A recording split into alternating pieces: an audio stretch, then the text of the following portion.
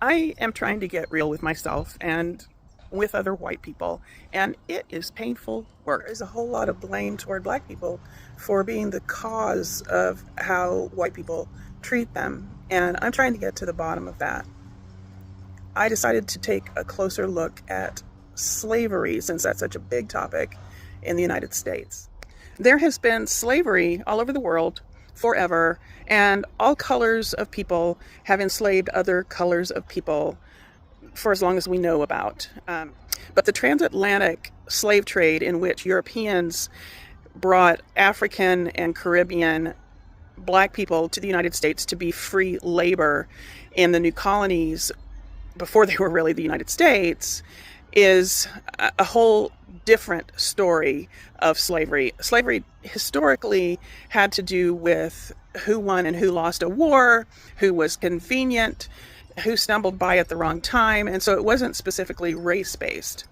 So why did these white Europeans choose black people to enslave?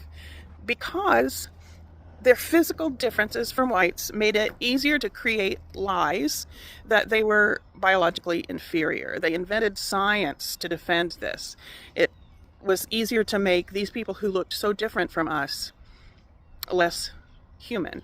And that lie made it easier to justify torture, rape, family separation, and death on a massive scale.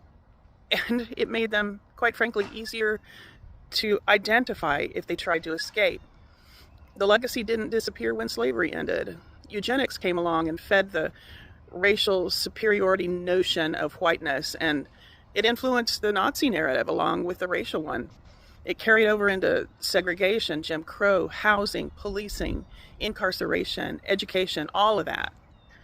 If we're ever going to fix what's broken, we need to get curious enough to name how it got broken in the first place.